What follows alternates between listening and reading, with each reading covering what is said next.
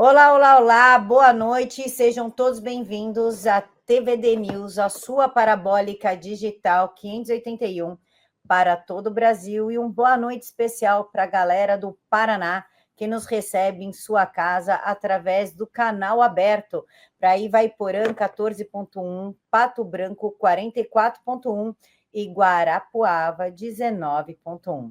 Nesta noite de segunda-feira, temos o prazer de receber o vereador de Erechim, Rony Gabriel. Ele que é jovem, um grande influenciador, está aí mudando a cara da política. Rony, boa noite, muito obrigada por nos receber. Boa noite, Camila. Eu que fico feliz de estar aqui com vocês, falando um pouquinho, né, do nosso Brasil, abrindo os olhos das pessoas, falando sobre política séria, notícia séria, e é sempre um prazer estar aqui com vocês todos. Rony, para o pessoal que não te conhece, conta um pouquinho da sua história. Na verdade é o seguinte, eu sempre fui envolvido com política, ou melhor, desde 2015, né? Eu nasci no Espírito Santo, moro no Rio Grande do Sul desde 1998, vim para cá. Já trabalhei como empacotador de supermercado, comecei a trabalhar muito cedo, lavador de carro com 12 anos, empacotador de supermercado, enfim.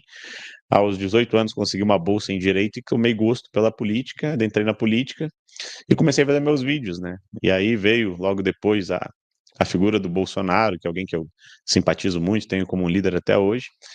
E os vídeos começaram a explodir, aí foi 1.000 seguidores, 2.000, 3.000, 50.000, 60.000, 600.000. Hoje a gente já está chegando aí bem próximo de 1 milhão de seguidores, 30 milhões de visualizações por mês falando sobre política. Hoje eu sou vereador aqui na minha cidade e estamos fazendo um trabalho aí para alçar voos maiores, né? Fazer um trabalho diferenciado. Bem Rony, resumido, né? Sou pai, bom deixar claro, sou pai de dois bebês, né? Minha filha tem 2 anos, meu filho tem um, sou casado também há 4 anos, sou cristão, enfim, tem toda um protocolo, por assim dizer, um resumo, né, sobre a vida da gente, assim, e assim a gente segue seguindo, defendendo os princípios em primeiro lugar, né, Deus, pátria, família e liberdade, que são algumas das bases que a gente vem defendendo, e também falando sobre política, questões técnicas, minha formação em direito, né, eu advoguei um tempo, não advogo mais, hoje eu faço mais esse trabalho político mesmo. Rony, tão novo com tantas conquistas, pai de família, sabedor da importância da família tradicional, de lutar pela moral e a ética, e nós vemos ao fundo um livro do presidente Bolsonaro, uma foto do presidente bem ao fundo, o grande representante da direita e do conservadorismo do Brasil, que corre risco de ir para a prisão. Como tu vê uma possibilidade de prisão do maior nome político atual do Brasil? É, eu tenho percebido que é um padrão mundial esse negócio de tirar opositores para concorrer. Hoje aconteceu na França também, a gente já viu acontecer na Turquia, outros países, a própria Venezuela, Nicarágua, tentaram fazer com Trump nos Estados Unidos e com Bolsonaro tornaram ele inelegível. Basicamente, a esquerda ela chegou no poder, né, de certa forma, e ela não quer mais largar o osso. Com a vinda das redes sociais, as pessoas, de modo geral, elas começaram a se entender de direita e conservadoras.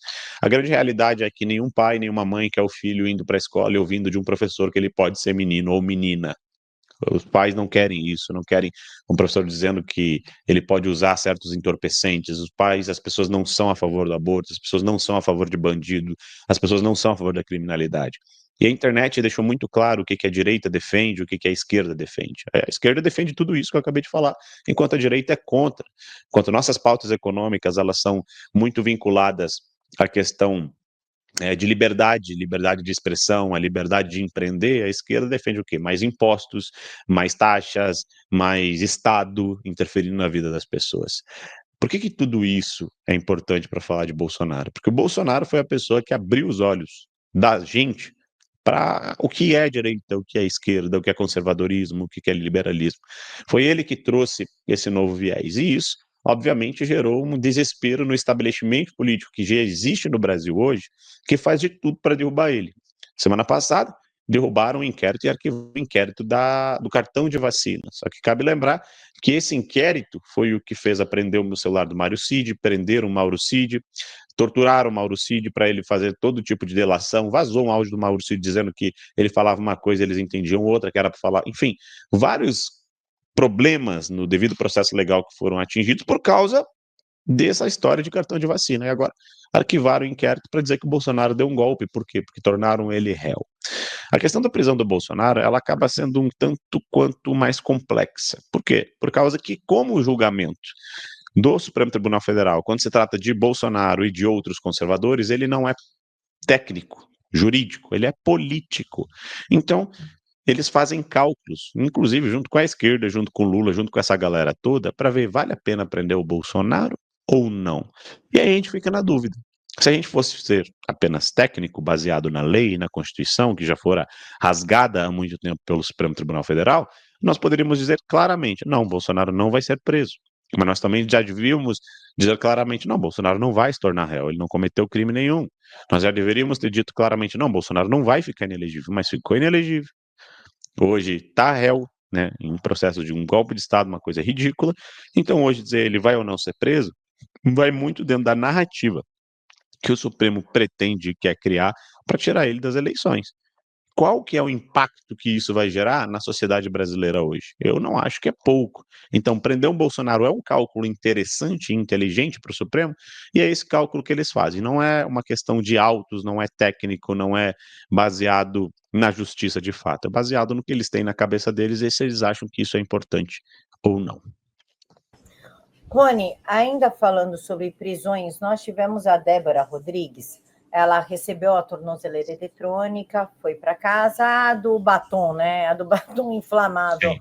Mulheres, batom não é inflamável. Se fosse, não seria autorizado passar na boca. Pelo amor de Deus, não caiam nisso. A Débora, ela conseguiu a sua prisão domiciliar, graças a Deus ela está do lado dos filhos, porém ela segue presa, querendo ou não. Ela não pode fazer nada, não pode receber visita, não pode falar o telefone, não pode ter rede social, ela não pode, ela está presa, só que ao lado dos filhos, o que como mãe e tu como pai, sabe que isso é um alívio. Importante. Mas nós ainda temos a Giovana, grávida de 8 meses, que estava participando de uma excursão. Quando o ônibus dela chegou em Brasília, já tinha acabado o quebra-quebra e ela foi só observar o que aconteceu e acabou presa. E também temos o caso de uma missionária chamada Eliane Amorim de Jesus, mãe de uma menininha de 3 anos de idade, que está presa também por não participação nos atos. Tu consegue entender isso? Que ela não participou do 8 de janeiro? Ela foi ao acampamento como psicóloga fazer um estudo de campo e as anotações que a Polícia Federal encontrou, tanto no caderno dela como no celular, foram justamente essas. Estudo de campo da organização. E ela está presa até hoje. Como você vê essa quantidade de prisão arbitrária, sem julgamento, mães longe de seus filhos, quando temos traficantes, homicidas, pedófilos andando por aí? A Débora pichou com batom a estátua da justiça. E vendo o resultado de tudo isso, deveria ter derrubado e tirado, porque justiça não existe de fato no Brasil. O que acontece é que, fora da Constituição, fora do Código Penal, fora do Código de Processo Penal, o Supremo Tribunal Federal tem dado penas em atacado para essas pessoas. Basicamente, a lei nos diz que as penas têm que ser individualizadas, o que não acontece. Na própria condenação da Débora, que é a moça do batom, ficou muito claro ali na justificativa, por assim dizer, né, na fundamentação que Alexandre de Moraes deu, que ela estava sendo condenada por aquela quantidade de tempo, porque fazia parte, tinha intenção, estava junto com um grupo que, em tese, tinha intenção de dar um golpe de Estado. Daí, sob ela, caem as penas de abolição do Estado Democrático de Direito, como é que é? Junção armada para não sei o que, armada, né? De batom. Né, enfim, vários artifícios, vários artigos tirados da cabeça do Alexandre de Moraes e de seus asseclas ali, para dizer que ela é uma criminosa. E isso não aconteceu com ela, aconteceu com o Clezão, aconteceu com essa psicóloga, aconteceu com essa senhora, aconteceu com várias pessoas que estão sendo condenadas por atos que elas sequer cometeram, estavam sabendo ou se colocaram nessa situação. Esse que é o ponto.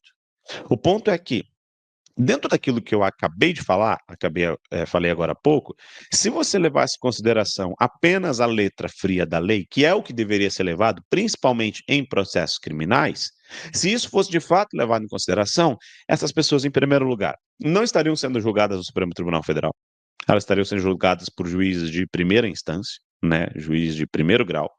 Elas não estariam presas porque elas não apresentam perigo para a sociedade, ou seja, a gente vê hoje, como tu bem disseste, traficante, essa galera toda indo para a cadeia numa audiência de custódia, sendo solto e voltando a roubar no mesmo dia. Há poucos dias nós vimos Lewandowski dizendo, não, porque a polícia prende mal. Ou seja, o traficante, a polícia prende mal, então tem que soltar, tem que devolver a droga. Outro dia eu estava vendo um vídeo de um juiz dizendo que a prisão era ilegal, dando de dedo na cara de um policial, porque ele adentrou uma casa e prendeu quase que 1 tonelada de droga. Não, essa prisão é legal, você não pode fazer isso, você não é polícia investigativa, blá, blá, blá. Ou seja, uma situação clara de flagrante. Então, para o cidadão ruim, né, o cidadão de mal, o cidadão criminoso de fato, o cidadão que apresenta uma periculosidade para a sociedade, existem artifícios legais, como a audiência de custódia, como os juízes de esquerda, né, e essa que é a grande verdade, essa ideologia de esquerda enraizada dentro do judiciário que permite com que esse tipo de absurdo aconteça. Você tem traficante recebendo helicóptero de volta. Você tem N fatores que permitem com que essa mesma lei, esse mesmo trecho, esses mesmos artigos beneficiem essas pessoas que são de fato perigosas, mas, mas esses mesmos artigos não são usados para dar liberdade, mesmo que seja para responder em liberdade, para esses presos do 8 de janeiro, que são réus primários, que nunca tiveram passagem por furto, nem por ameaça, que é um crime, né, de menor potencial, por muito menos crimes, por nada. E eles não têm o direito de usar os mesmos artifícios da lei que usam traficantes, que usam estupradores, que usam pessoas que andam com fuzil na mão. Basicamente, o que a gente entende vindo do Supremo Tribunal Federal, da PGR, é que essas pessoas com batom na mão e que acamparam na frente de quartéis são mais perigosas de estarem na rua do que o cara que está com fuzil traficando droga. Esse que é o ponto. Porque a mesma lei, o mesmo artigo da lei não serve para o traficante, mas não serve para uma mulher que passou batom, não serve para uma psicóloga que estava fazendo estudo de campo, não serve para um rapaz autista, para um morador de rua que está lá preso, para o clesão que morreu, não serve. Basicamente, se fala muito em presunção de inocência, o Lula gosta de falar muito, né, sobre a presunção de inocência, ele que teve os processos anulados e nunca foi inocentado, arquivados porque ele já tinha uma idade avançada, mas as pessoas com idade avançada que estão no 8 de janeiro estão presas, encarceradas. E a questão da Débora, ela volta para casa por causa de pressão social, de vários, até o Augusto Cury acabou se manifestando quanto a isso, né, um psiquiatra mais lido do mundo, para que essa mulher fosse para casa. Então, dentro de uma pressão social, e aí vai muito em encontro com a história da prisão do Bolsonaro, se vê que a sociedade quer anistia. A sociedade não concorda com esses abusos e esses absurdos que estão acontecendo. A sociedade sabe identificar a olho nu quem de fato cometeu crimes passíveis desse tipo de punição e quem não cometeu. A sociedade entende que eles estão presos enquanto os bandidos estão soltos. Então, o clamor social e a pressão social fizeram com que Débora fosse para casa, mas não da forma que deveria. Ainda encarcerada, dentro de casa, mas encarcerada. Então, a sociedade brasileira hoje, ela vive à mercê da boa vontade desses juristas que estão ocupando espaços no judiciário, mas que são extremamente ideológicos e de esquerda. Que eles entendem o bandido como uma vítima da sociedade, mas não entende uma mãe de família que trabalhou a vida toda, que não tem antecedentes criminais, como uma pessoa que merece os artifícios jurídicos que um bandido tem. Então, hoje, o que nós precisamos? Olha o nível de absurdo que a gente chegou hoje no Brasil, é chegar ao ponto de nós da direita clamarmos para que essas senhorinhas, a Débora, tenham o mesmo tratamento de um traficante. Nós, da direita, hoje, estamos clamando para que essas pessoas que foram detidas no 8 de janeiro tenham o mesmo tratamento de um traficante, de um estuprador, de um pedófilo. Por quê? Para ter um pouquinho mais de justiça para elas. Porque o texto da lei, que serve para o traficante, a audiência de custódia que serve para o traficante, né? O tempo máximo de prisão, né, preventiva serve para o traficante, mas não serve para essas pessoas. Então nós estamos clamando hoje para que pessoas de bem tenham o direito de ter o tratamento que um traficante tem. Olha o nível que a gente chegou no Brasil. Falar em nível, Ronito, como advogado agora, não como vereador, como advogado, como vê a declaração do Alexandre de Moraes falando que apenas 8% dos condenados pelo Supremo por causa do 8 do 1 são idosos? Segundo o ministro, tem apenas 43 pessoas, idosos presos, ou seja, 8,6% do total tem mais de 60 anos. E dessas 43 pessoas, somente 15 são mulheres. Somente 15 idosas estão presas por não terem feito nada no 8 de janeiro. Como é que tu vê essa declaração? Dá um tom de deboche. Eu não faço declaração, e até deixo claro, como eu não sou advogado, não posso falar como advogado, eu posso falar como um técnico jurista, que é hoje minha área de formação. Eu fui formado em direito, mas não advogo mais. Por que eu digo isso? Isso não é uma questão somente jurídica, é uma questão humana. E quando o Alexandre de Moraes fala isso, tipo, não, são só 15 idosos, são só 60, né? Então vamos acabar com a narrativa, são só uma percentagem extremamente alta de pessoas, então elas merecem estar presas, então não venham com esse papo. Fica muito claro que isso é doentio, me desculpe, é um deboche, é o prazer dele em condenar essas pessoas. Uma senhora, veja bem, uma senhora, são 15 senhoras, acima de 60 anos, que não têm antecedentes criminais. São 60 anos de uma vida de retidão, uma vida correta, uma vida pagando seus impostos, tendo sua família, filhos, netos, para chegar com 60 anos e serem tratadas como criminosas, ficarem numa penitenciária e, como eu disse no bloco anterior, não ter direito ao tratamento que muito traficante tem. A Elise Matsunaga já está solta, picou o marido, tomou 13 anos, enquanto a Débora 14. Faz sentido isso para alguém? Não faz. Então, é o tom de deboche de você pegar, não, é só 60 idosos que estão lá. Pelo amor de Deus. Pessoas que não têm antecedentes criminais, esse que é o ponto. A gente não está falando de criminosos de alta periculosidade que não podem andar na rua, que não podem responder em liberdade.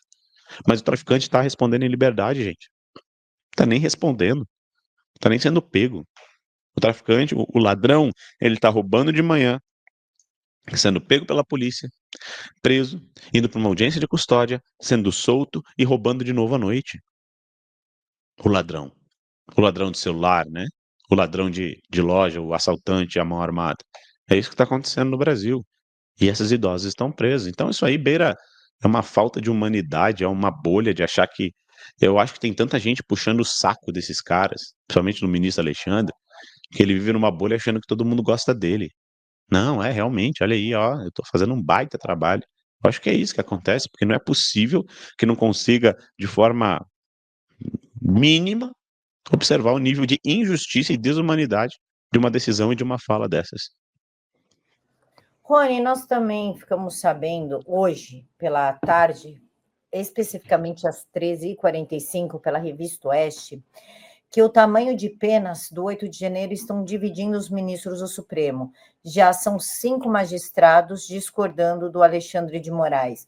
Como tu vê essa discordância? Está começando a acontecer um racha dentro do Supremo por uma crise de consciência dos ministros, em destaque, segundo a reportagem, Fux, André Mendonça e Barroso, ou a opinião das redes, a opinião pública está começando a interferir na postura do Supremo, que está agindo como um agente político? Camila, a minha análise parte dos dois pontos. Por quê? Porque essas penas, ó, a partir do momento em que isso for para o papel e um juiz assinar, votar, seguir o relator, enfim, ele está simplesmente corroborando ou sendo corresponsável por aquilo. Quando se trata de dosimetria da pena, O que é isso? Para quem não entende dessas palavras complicadas do direito, é o cálculo da pena. O que é? O cidadão vai lá, comete um ou mais crimes, daí condena-se ele ou absolve de alguns desses crimes, ou seja, ele está sendo acusado de 10 crimes, foi absolvido de 3, foi condenado em 7. Você faz um cálculo sobre esses 7 para ver quanto que é o tempo de pena da pessoa. Isso é a dosimetria da pena. Aí, baseado nesse cálculo, você vê o nível de periculosidade, né, se é hediondo, se não é, quanto tempo pode ficar preso, com quanto tempo pode ir para prisão domiciliar, com quanto tempo. Ou seja, existe uma série de leis, né, que cada cidadão individualmente tem direito ou não, né, a como cumprir a sua pena, baseado em histórico, baseado em, enfim, diversas coisas. O que se vê hoje são ministros do Supremo entrando em discordância, principalmente com Alexandre de Moraes, pelo simples fato de que quem quer, quem é que quer manchar a própria reputação assinando algo tão absurdo? É basicamente você chegar num ponto que você. Eu já vi uma. Tem uma tirinha que é o seguinte: tem um leão, né? O cara encontra um leão magro lá, detonado, e ele fica com dó do leão. Aí ele dá alimento ao leão, ele cuida do leão, ele se fortifica, aí os dois, o leão e ele estão andando como amigos, e um momento o leão sente fome e come ele. Esse que é o ponto. Eles alimentaram uma figura dentro do Supremo, que é esse ministro, a ponto de que até eles já chegaram e disseram, pai, se passou dos limites, tá ficando feio. E aí entra no segundo ponto. A sociedade, de modo geral, não está apoiando isso. Porque o que acontece? O Estado ele existe de uma junção de pessoas cujas quais moram nesse Estado, ou por questões territoriais, culturais, e transformam numa nação. Essa nação se organiza e dessa organização surgem as constituintes, que criam uma constituição que vai regir tudo que acontece nessa nação. Para ter essa constituinte, geralmente são pessoas eleitas que representam o povo e escrevem no texto frio da lei de como as coisas devem acontecer. É assim que surge um Estado democrático de direito que Alexandre de Moraes tanto fala. Baseado nessa Constituição, você faz códigos civis, código penal, código de trânsito, enfim. Conforme a sociedade avança, as coisas mudam, você cria, né, novos regramentos. É assim que existe a sociedade, é assim que ela se cria. Quando uma figura, uma pessoa, resolve usurpar esses textos escritos, todos eles, muitas vezes, nesse caso, alguns casos onde ele é o réu, onde ele é o cara que acusa, ele é o juiz, ele é a vítima, né? É o caso do Alexandre de Moraes. Ah, não, réu não, desculpa, vou me corrigir, ele nunca é réu, né? Ele é perfeito. Quando chega numa situação dessas e se estica a corda, você percebe que há um nível de. Tem um problema a mais ali. Não é só um problema jurídico, a ponto dos outros ministros perceberem. Porque, veja bem, mesmo que todos os ministros concordem, foi um golpe. Foi um golpe, tentaram dar um golpe. Né? Jogaram a minha mesa lá não sei aonde, tacaram fogo em tudo aqui, quebraram tudo. Mesmo que todos eles concordem, para chegar ao ponto de 5 dos 11, ou seja, metade, inclusive do Barroso, que é o presidente da turma, você vê o Fux pedir vistas para dizer, oh, essas penas estão erradas, mesmo que eles concordem, chega um momento que um restinho de humanidade que sobra, eles olham e dizem, ah, não, peraí, 14 anos não dá, né? Aí é demais, não, peraí. E aí, quando o Fux falou, e vem o outro e diz, não, peraí, eu acho que eu concordo contigo. Porque até o momento que o Fux falou, porque veja bem, não foi o André Mendonça e o Cássio, foi o Fux. Foi o Fux, que é da mesma turma. Até ele falar e dizer, ó, oh, acho que tá demais, ninguém falou nada. Agora já tem 5 falando. Amanhã vão ser 7, talvez. Muito porque pressão popular, muito porque tudo isso que eu falei tem que ser levado em consideração. Réus primários, pessoas que não têm antecedentes e tudo mais. E aí começa a se pressionar e criar um clima dentro do Supremo Tribunal Federal, que eu quero ver como que o Alexandre de Moraes vai lidar com esse clima. Porque a gente vê que o Alexandre de Moraes não gosta muito de ser confrontado. Ele não gosta de estar errado.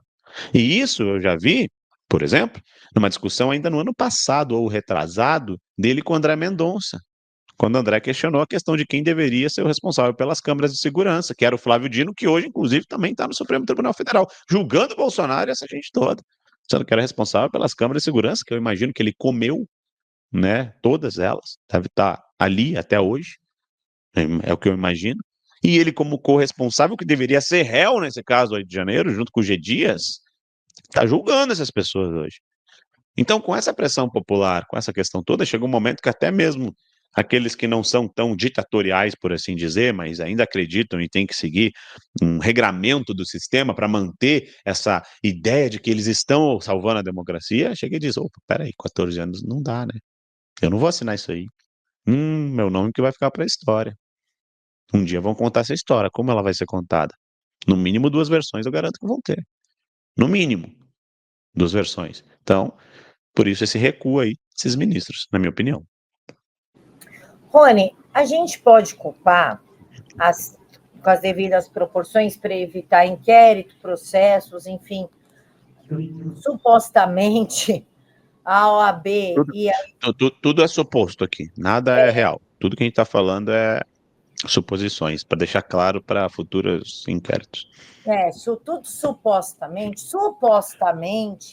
a OAB fecha os seus olhos, assim, junto com o CNJ, que está mais preocupado em ficar punindo o juiz que dá opinião política na esfera da direita do que realmente corrigir esses erros judiciais, supostamente falando?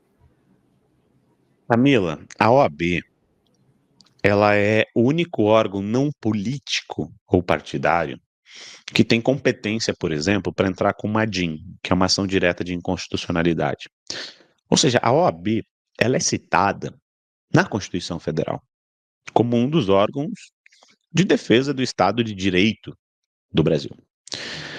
Só que, como a Constituição deixou de ser respeitada e ela é interpretada de forma diferente por cada um dos 11 ministros, a profissão da advocacia, ela deixou de ser uma profissão técnica no Brasil. Veja bem, Rony, você não tem advogados técnicos? Temos, claro que temos. Os de primeira instância, a grande maioria dos advogados são técnicos e defensores da letra fria da lei. Excelentes profissionais. Mas aqueles que são muito ricos, famosos, eles não vivem da tecnicidade de seus autos dentro dos autos do processo. De seus atos, né? Dentro dos autos do processo. Eles vivem de uma coisa chamada lobby. O que é lobby? É o network, é o bom relacionamento com certos ministros, do STJ, do STF, essas coisas. Isso a gente vê olho nu.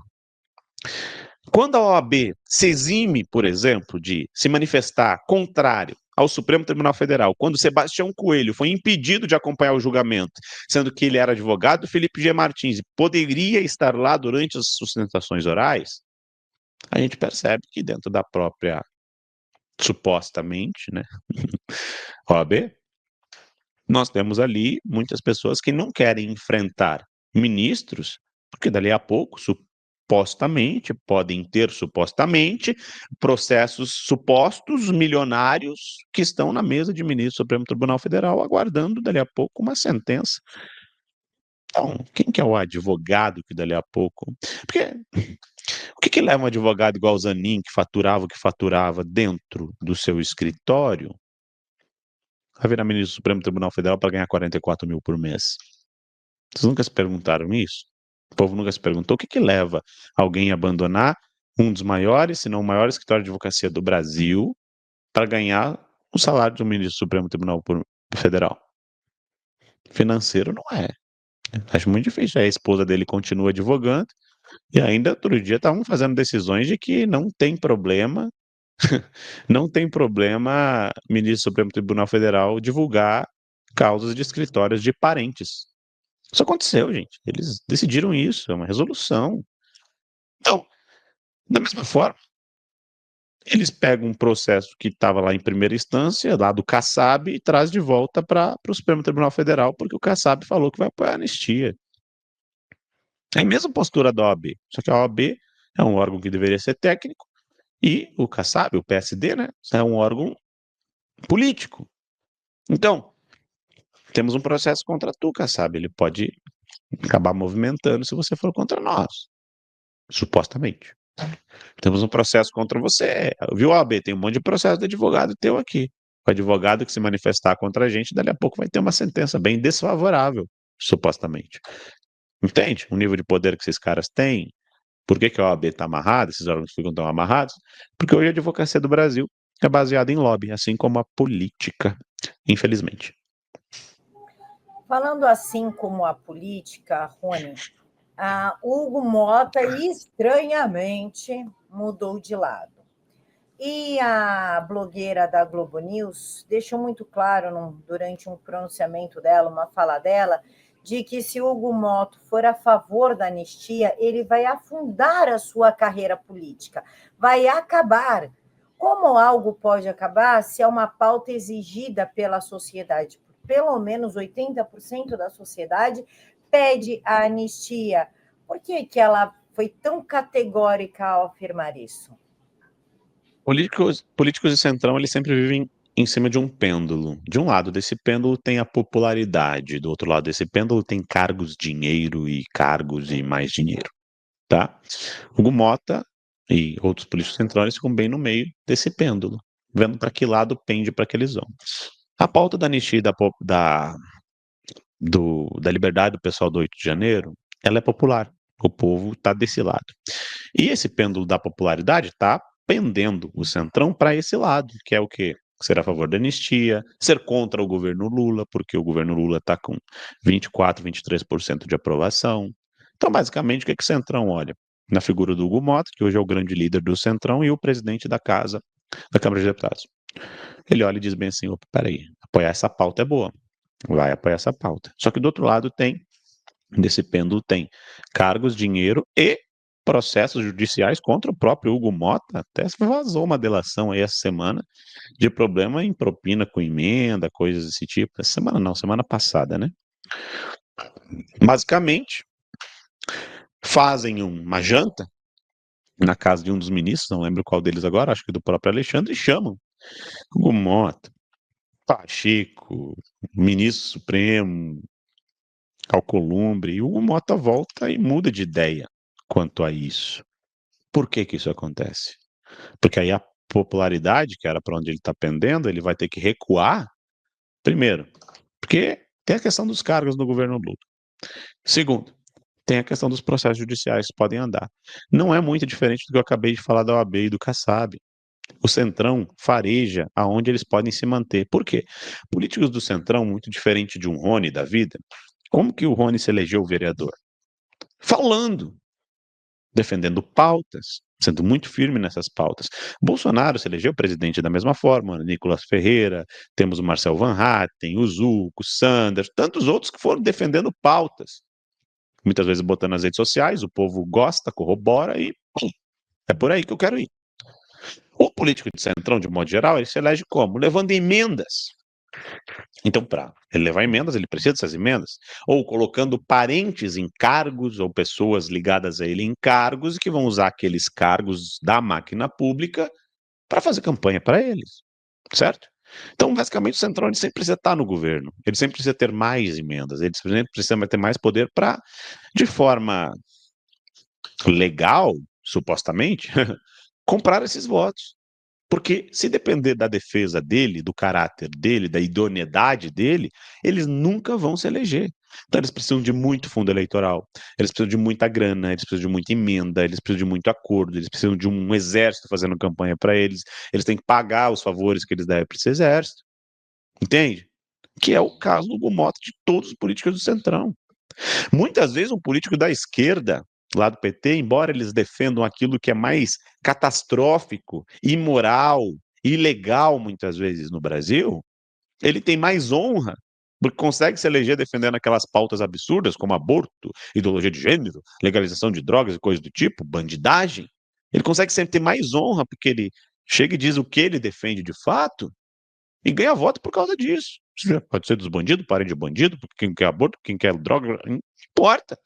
Mas tu sabe o que o cara defende. Já esses caras de centrão, não. Esses não. Você não sabe o que eles defendem, você não sabe para que lado que eles vão, você não sabe para que lado que eles pendem, você não sabe, hoje ele pode estar contigo, amanhã ele te dá uma facada nas costas, e sempre sugando da máquina pública. Até mesmo nos governos do PT, que foram os governos mais corruptos do mundo, quem mais se beneficiou e botou dinheiro no bolso foi Centrão. Mais que o próprio PT. Mais que o próprio PT, porque o PT fazia o quê? Pegava dinheiro, propina e pagava esses deputados do Centrão para aprovar os projetos absurdos deles. Era isso que acontecia. Então, essas figuras como o Hugo Mota, e quando eu digo Hugo Mota, todos esses de centro que não têm uma opinião, porque sempre eles vêm com aqueles discursos, nem direita nem esquerda, nós somos do lado da ponderação. Não, são lá da roubalheira, estão esperando para ver que lado que está mais forte, para ir lá, chantagear, pegar cargo, roubar para aprovar projeto. É isso que eles são. Tá? Não vem com esse papo de política equilibrada, que de equilíbrio não tem nada. Absolutamente nada. Salvo raras exceções, óbvio. Mas, de modo geral, eles dependem disso. E é isso que faz deputados mudarem de ideia tão rápido. Vereador, o governo Lula literalmente derreteu o país. O déficit está absurdo, mais de 32 bilhões, isso em fevereiro. Eles estão escondendo dados sobre a alfabetização, caos econômico completo, caos moral, corrupção a toda. Isso falado abertamente. Eles não sentem nenhum tipo de constrangimento com todas essas notícias. Esse julgamento apressado do Bolsonaro, lembrando que está indo muito mais rápido do que do mensalão, é para fazer uma cortina de fumaça sobre tudo o que está acontecendo, inclusive o pouco poder de compra hoje da população para comprar alimentos? Se não está dando certo, Camila, porque o povo, de modo geral, não. A gente pensa que todo mundo está falando, vamos prender o Bolsonaro. Sim, existe muita gente falando sobre isso, muita gente até preocupada com isso, mas o povo, de modo geral, está trabalhando, batendo laje, dirigindo ônibus, pegando ônibus, indo no mercado e está tudo caro. E isso pode ser cortina de fumaça? Pode, mas não reverte a impopularidade do Lula. O que pode reverter a impopularidade do Lula é a economia voltar a funcionar. E não vai voltar com as medidas que o PT toma. Esse é o ponto. O Lula não volta, não ganha força, não importa o que ele faz. A última medida dele, desesperado, foi emprestar o próprio FGTS das pessoas para as pessoas com juros a 3% a 90% ao ano. Juro de agiotagem. Agora o programa pé de meia, descobre-se que tem mais gente recebendo do que aluno matriculado em várias cidades, principalmente do Nordeste. Ou seja, é um problema atrás do outro. A popularidade dele não retorna porque o cidadão médio, que não está preocupado em acompanhar a política diariamente, igual vocês estão aí me assistindo, esse cidadão está comprando, está comendo. Isso explica que nas últimas pesquisas o Bolsonaro está muito melhor que o Lula. Isso explica porque o Bolsonaro já empata com o Lula no Nordeste. Isso explica porque tem lugares que ele já está batendo 70%. Porque o povo está vendo. Então não adianta botar cortina de fumaça. Achar que o povo está preocupado. Não, porque o Bolsonaro tentou dar um golpe. Quem está preocupado com essa tese é a esquerda. É a esquerda, alguns idiotas que vivem de carguinho. É esses que estão preocupados com essa tese. Ninguém acredita nesse negócio de tentou dar um golpe, tentou, não tentou. Inclusive, tem uma boa parte da população que gostaria que tivesse acontecido. Ninguém fala isso abertamente, mas tem uma boa parte que gostaria que tivesse acontecido. Não me incluo, tá? Deixo isso muito claro. Não, senhor, Agora, né, vereador? O senhor não. Não me incluo nisso, não me incluo, mas tem uma parte da população que gostaria. Entendeu? Tem gente que eu já ouvi falar, Camila, que acha que o Bolsonaro é frouxo porque não deu o golpe. Não gosta mais do Bolsonaro porque ele não deu o golpe. Devia ter dado. É um absurdo um negócio desse? É um absurdo. É o cúmulo absurdo. Aí o Bolsonaro é julgado porque agiu dentro das 4 linhas da Constituição, porque tentou fazer as coisas da forma mais correta e mesmo assim responde por algo que fez. Nem no Brasil estava. Nem no Brasil estava. Então, quando você olha de modo geral a população, ela não está preocupada com essa tese do Supremo, não. A população, a única coisa que tu vai ouvir da população é: vão prender o Bolsonaro? Que sacanagem. Isso não é só os caras da direita, não. É de modo geral. Vamos prender o cara porque estão, né? Porque quando prendem o Lula, Camila, tinha escândalo de corrupção e todo mundo sabia. Não, o cara roubou mesmo. Já tinha um monte de gente presa, tu lembra? Já tinha um monte de gente presa. Muita gente estava presa. Já tinha. é, Era marqueteiro, era gente de outros partidos. Era quando foi o Lula preso, quando ele foi para cadeia, já era um ponto, já tipo, pô, peraí. Era óbvio que isso ia acontecer, né? Agora com o Bolsonaro, não. Com o Bolsonaro isso não está acontecendo. Qual é a corrupção? O que ele roubou? É o que o pessoal quer saber. O pessoal quer entender de forma clara o que ele roubou. Não é porque lá no 8 de janeiro. Tá, mas o que ele fez? Não é porque ele tentou dar um golpe. Que golpe? Do que você. Entende? Não é assim que funcionam as coisas. Então, olha, ele não vai reverter em popularidade, não, Camila. Essa historinha de que há cortina de fumaça. com história de golpe, não sei o que, não tá dando certo. O Lula subir e dizer, porque ele que tinha um plano para matar eu e o Alckmin. Quem tomou a facada foi o Bolsonaro, o povo lembra muito bem disso. Eles não chegaram perto de nada disso. Então, cada narrativa que eles criam, ridícula, como cartão de vacina, baleia, que ele foi absolvido hoje também, né, foi arquivado. Cada vez que isso acontece, o povo olha e diz, peraí, não acharam nada contra o cara. Você lembra que o Lula falava, porque eu vou abrir o sigilo de 100 anos, você vai ver. Porque eu vou fazer não sei o que, você vai ver. Porque quando eu entrar na presidência, você vai ver. O povo ficou, até quem votou no Lula ficou numa expectativa, agora vão pegar o Bolsonaro. Da pandemia. Na pandemia tem o quê? Teve corrupção na pandemia? Teve. Teve o consórcio Nordeste comprando 150 milhões de respiradores de uma empresa de maconha. Quem estava no consórcio Nordeste? Rui Costa, que é ministro do Lula, Flávio Dino, e quantos outros que são apoiadores do Lula. Todas as corrupções que aconteceram durante a pandemia, os corruptos estão hoje no governo. A responsável pelas as vacinas, né, lá da Fiocruz, foi demitida, a ministra da Saúde agora. Foi demitida. Por quê? Explodiu o caso de dengue, um monte de problema, o Brasil não foi para frente. Ela que foi a maior crítica do governo Bolsonaro quanto à questão da pandemia, foi demitida porque não conseguiu resolver um probleminha de dengue. Quiçá uma pandemia.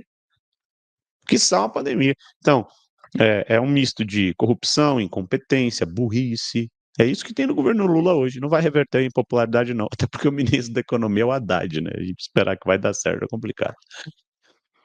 Eu acredito, vereador, que eles até tentaram tirar o sigilo de 100 anos. Quando eles viram que não ia ter nada, a gente vai fortalecer o Bolsonaro. Vamos deixar isso quieto. Em compensação, eles estão colocando sigilo em tudo, principalmente no que a Janja faz, no que a Janja gasta.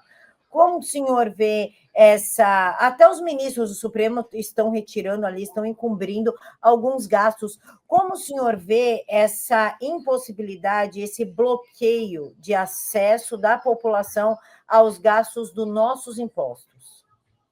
Camila, eu vou ser muito sincero contigo quanto a algumas questões.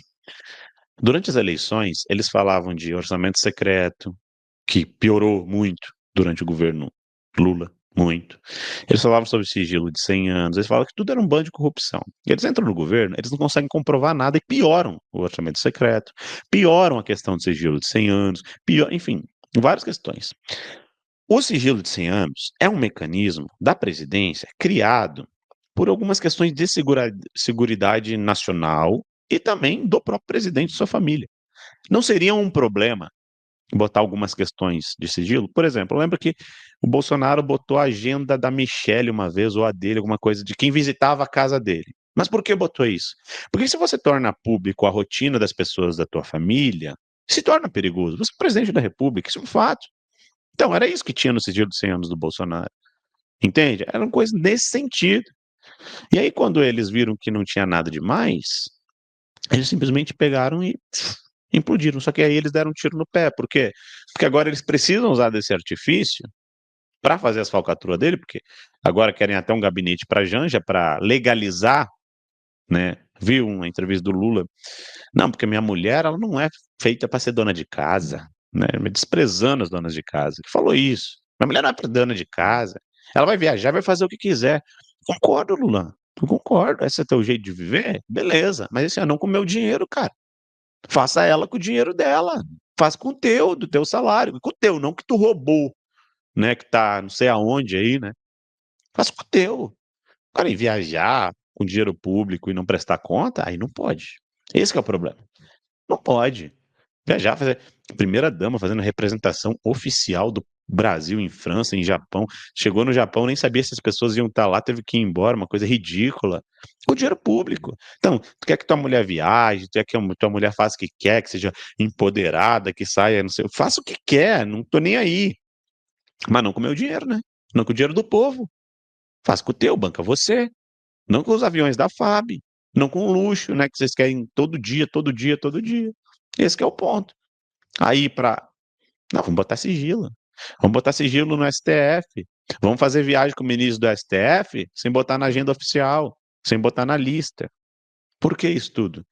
Ou das duas, uma. Ou alguma coisa estava errada nessa viagem, que não poderia ir, ou a popularidade dos caras é tão baixa que eles têm que andar escondido até em avião presidencial, porque não podem andar na rua, né? Flávio Dino e mais um ali que foi viajar. Esse que é o ponto. Então, isso aí é tiro no pé. Isso as comprova que tudo que se inventou contra o Bolsonaro durante as eleições de 2022 eram narrativas. Nada se comprovou, nada de fato aconteceu e eles estão fazendo muito pior. É o verdadeiro acuse-os do que você faz, chame-os do que você é, que é o que a esquerda mais sabe fazer. Vereador, antes de falarmos a respeito da PGR, o senhor falou que o Lula, que a mulher dele pode fazer o que quiser, que ela é empoderada, como se ele fosse um grande defensor das mulheres. Só que no governo do Lula, o chamado feminicídio, conhecido também como crime passional, desde 1978, 1973, se não me engano, o crime passional, quando uma pessoa mata a outra por amor, bota aspas aí, porque quem ama não mata, mas essa é a definição de crime passional, aumentou consideravelmente. Ele também deu uma declaração que se quer bater em mulher, vá bater em outro lugar, não aqui. Do tipo, pode bater, só não bate dentro de casa, bate em outro lugar. E o filho dele foi acusado de bater, e bater bastante, humilhar a ex-esposa, que é médica, e ele, em silêncio total, quer falar alguma coisa do filho dele publicamente. A gente pode dizer que o Lula é um grande hipócrita e que de defensor das chamadas minorias, embora para mim mulher não é minoria, minoria é quem tem deficiência, seja física, seja intelectual, mas ele é só um hipócrita que não quer saber de minoria nenhuma? A gente tem que ser honesto também, que o Lula se corrigiu quando ele disse da questão das mulheres, porque ele falou, né? Não é pra bater em mulher, a não ser que tu seja do Corinthians, né? Não, lembra? Não batem em jogo de futebol, que os homens maridos batem em mulher depois de jogo de futebol. Ah, Esqueci mas se for desse. corintiano, pode. O filho dele é corintiano, então ele já fez um salvo-conduto pro próprio filho. Basicamente, se tu pega todas as falas e tudo que o governo Lula, a esquerda de modo geral defende, ela é cercada de hipocrisia porque o maior líder deles é esse tipo de cara que diz que os homens amam mais as amantes, vai bater mulher em outro lugar, se você for do Corinthians você pode bater em mulher, essa negra gosta de um batuque, Pelotas é cidade exportadora de viado, quantas coisas a gente pode ir botando aqui que Bolsonaro não chegou nem perto de falar e foi taxado de coisas que o Lula faz e age. Esse que é o ponto. Porque o que que acontece, Camila? A esquerda, ela sempre quer pegar aquelas pautas imutáveis. Quais são elas? Você nasce de um gênero, né? Ou você daqui a pouco é homossexual, você quer negro, branco, não importa. Mas você pega essas pautas imutáveis e ela quer lutar e falar por essas categorias como elas devem agir, criando senzalas ideológicas e fazendo elas ficar presas ao espectro da esquerda. Basicamente, se um negro quer conhecer o seu maior senhor, quer levar a chibata, quer ver quem é o verdadeiro racista, tenta ser um negro de direita, que você vai ver como que os esquerdistas vão te tratar. Como sub-humano, como burro, como tudo que é pior, você vai ser tratado pela esquerda. Se você é um homossexual de direita, vai acontecer a mesma coisa. Se você é uma mulher de direita, vai acontecer a mesma coisa. Se você é um nordestino de direita, vai acontecer a mesma coisa. Ou seja, a esquerda é um grande senhor que se diz bonzinho, mas está com um chicote na mão, pronto para descer o relho no lombo de todas as minorias no primeiro momento em que elas discordarem da ideologia da esquerda. Por quê? Porque eles usam essas pautas e essas pessoas e essas figuras para ganhar voto, para se manter no poder. Porque se a esquerda acabar com o racismo, não tem mais pauta para eles lutar. Se a esquerda acabar com a homofobia, não tem mais pauta para eles lutarem. Se a esquerda acabar com a xenofobia, eles não têm mais pauta para lutar e é por isso que você vai ver o feminicídio aumentando em governos do Lula, você vai ver casos de racismo aumentando em governos do Lula, você vai ver mais xenofobia no governo do Lula, porque quanto mais a esquerda, mais esses crimes vão acontecer, porque eles não querem resolver. É a mesma coisa que um cidadão que abre uma empresa, uma indústria de farmácia e vende remédio para uma doença que ele praticamente torce para que essa doença não tenha cura, para ele continuar vendendo somente o tratamento. É óbvio, né? É o dono da funerária que ganha dinheiro quando as pessoas morrem. Então, menos saúde, mais dinheiro no bolso. Uns choram, outros vendem lenço. Esse é o ponto. A esquerda vive dessas pautas. Então, eles não vão resolver essas pautas. Vão dar um jeito de piorar. E quando O racismo diminui, a homofobia pode diminuir. Eles transformam tudo em racismo. Ah, demitiu o funcionário lá porque ele não veio 15 dias trabalhar. Foi demitir. Não, demitiu porque ele era negro. Isso é racismo. Não, demitiu porque era gay, demitiu porque era mulher. Não, o cara não veio 15 dias trabalhar, tá justificado. Mas aí qualquer coisa se torna, por quê? Porque a pauta precisa continuar crescendo. E é isso que a esquerda faz. Rony, mas tem um exemplo? Tenho. Você não pode mais falar denegrir. Por quê? Porque agora vira um racismo em denegrir. Na palavra denegrir, tu não pode mais chamar o móvel de criado mudo, porque vira um racismo criado mudo. Você não pode mais falar uma série de palavras que, em tese, são ofensivas para uma classe. E, sinceramente, vai lá na periferia ver se eles estão falando todes, cara. Ou não.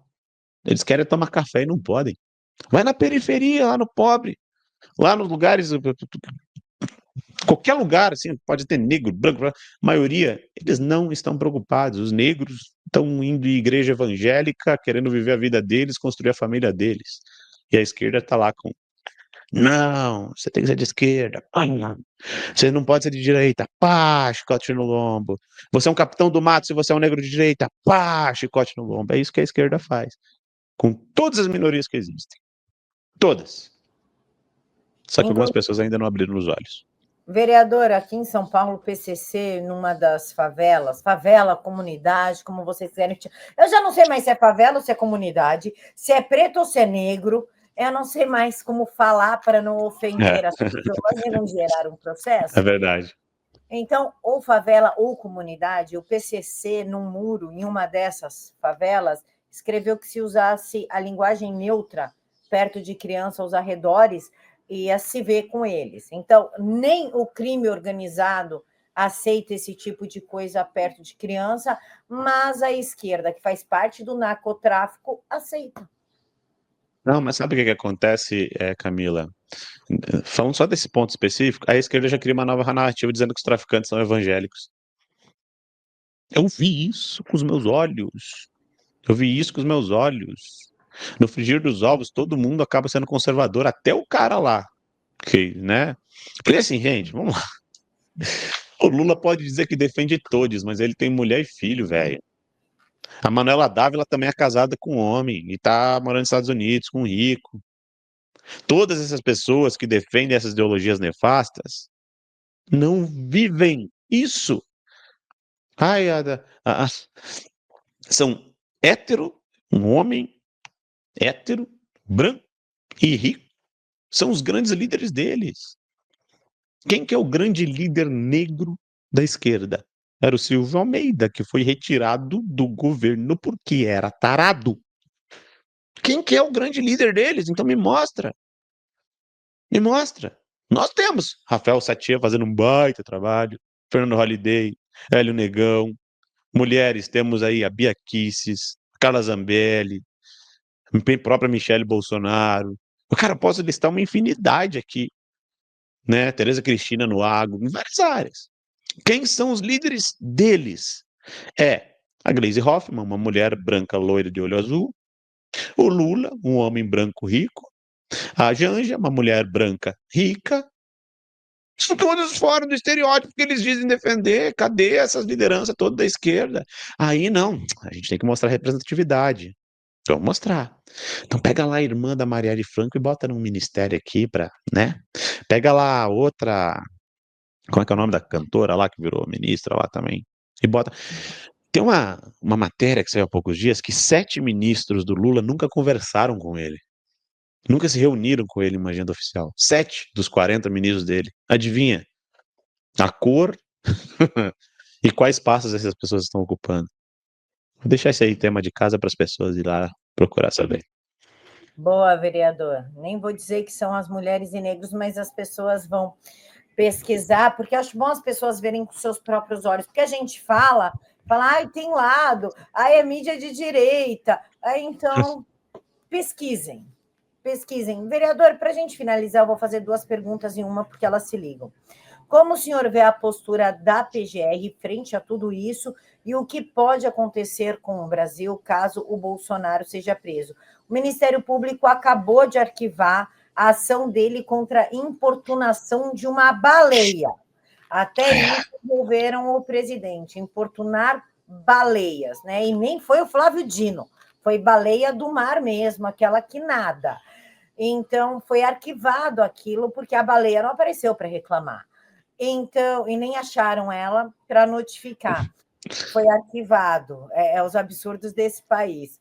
Como o senhor vê a postura da PGR frente a tudo isso, aos inquéritos, as condenações absurdas do 8 do 1 e a perseguição contra o presidente Jair Bolsonaro?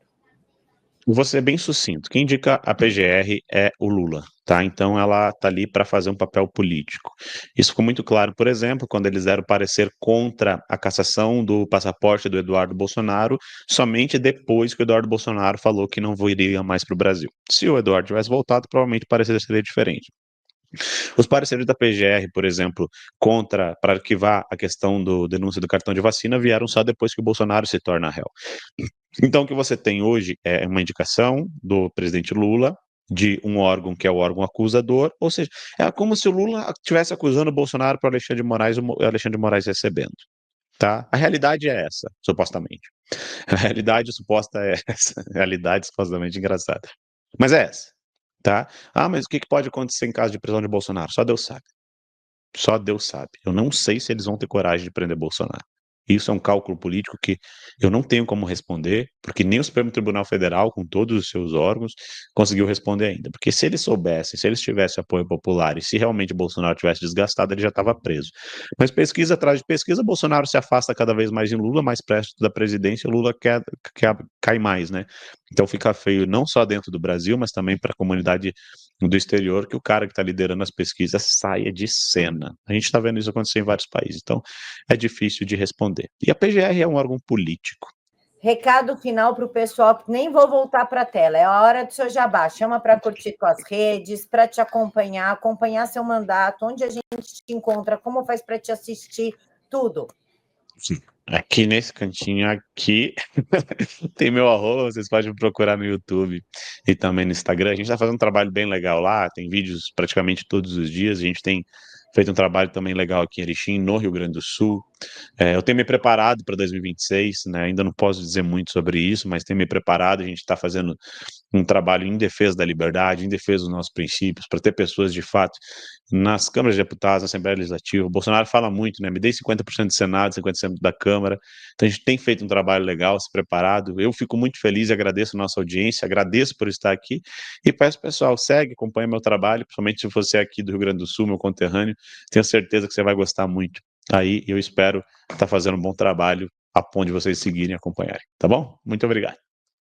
Vereador, muito obrigada por estar aqui conosco na TVD na noite desta segunda-feira e desejo ao senhor muita paz, bênção e muita força para seguir lutando pelo nosso Brasil. Muito obrigado, eu que agradeço. E o pessoal que está nos assistindo aqui, principalmente a galera de Ivaiporã, Pato Branco e Garapuava, eu deixo aqui o meu boa noite, que Deus abençoe o bom descanso de vocês e nos vemos amanhã, exatamente nesse horário, às 10h30 da noite, com a Silvia Ianap.